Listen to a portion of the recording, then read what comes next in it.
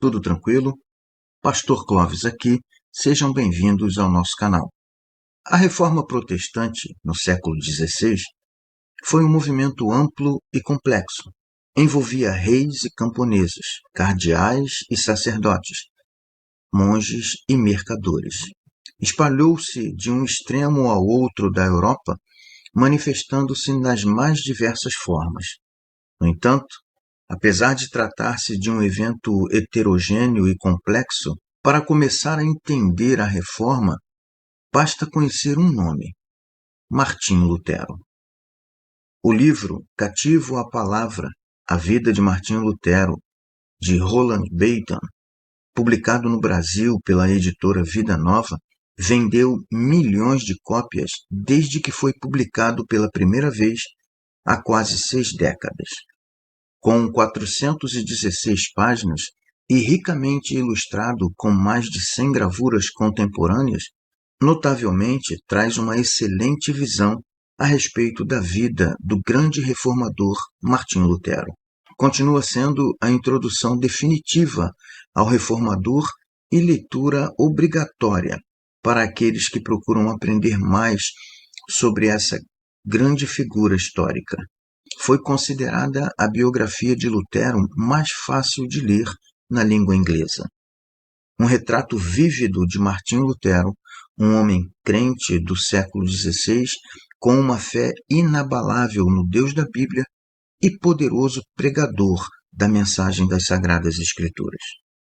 Através de vasta e sólida pesquisa histórica, Roland Bainton examina de forma perceptiva e profunda a ampla influência do reformador Martinho Lutero em toda a civilização ocidental, recriando o ambiente espiritual e social do século XVI, revelando a gigantesca influência do reformador naquele contexto.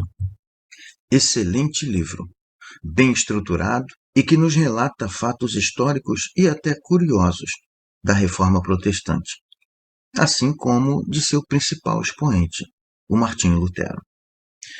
Após sua exaustiva pesquisa, o autor declara no prefácio que 2 coisas sobre Lutero o atraíram de forma especial, abre aspas.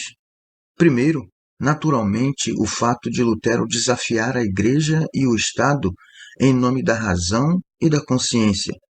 Segundo, a percepção de que depois de ter assumido uma posição, ele em seguida estava pronto a reexaminá-la. Fecha aspas. E para justificar sua afirmação, menciona o episódio em que Lutero, enquanto se escondia após a dieta de Worms, ele diria a si mesmo: "Só você está certo?" No momento de tomar uma decisão, Lutero assumia uma posição firme e depois se empenhava na tarefa de se autoconvencer dela. Mantinha o mesmo comportamento em relação a questões teológicas, apenas para ter certeza de que não estava cometendo erros ou heresias contra a palavra de Deus. Sobre o autor, Dr. Roland Bainton, nasceu na Inglaterra em 1894, migrando para os Estados Unidos em 1902. Foi um especialista na história da Reforma Protestante. Faleceu em 1984, deixando um vasto legado de livros sobre o assunto, bem como livros teológicos que, aos poucos, estão sendo traduzidos para o português. É apresentado em 22 capítulos. No primeiro, o autor trata do seu voto, naquele fatídico dia de julho de 1505, quando Lutero enfrentava uma fortíssima tempestade em que um relâmpago corta a escuridão e o derruba no chão, quando ele, atemorizado, faz uma promessa a Santa Ana e diz, abre aspas, "Ajuda-me, Santa Ana, eu me tornarei um monge." Fecha aspas. No capítulo 2, apresenta Lutero já no mosteiro, onde ele dizia que durante o primeiro ano do monastério o diabo fica mais quieto. Naquele período de experiência, servia para dar ao candidato a oportunidade de testar a si mesmo e de ser testado. Lutero estava diante da sua condição de pecador sendo tentado. No capítulo 3, ele fala do Evangelho. Ao retornar de Roma, Lutero foi exposto a novas influências em razão de uma mudança de domicílio. Lutero nunca falou a respeito do lugar com grande entusiasmo, mas ele fez menção a ele em uma cantiga que diz: pequenina terra, não passa de um punhado de areia.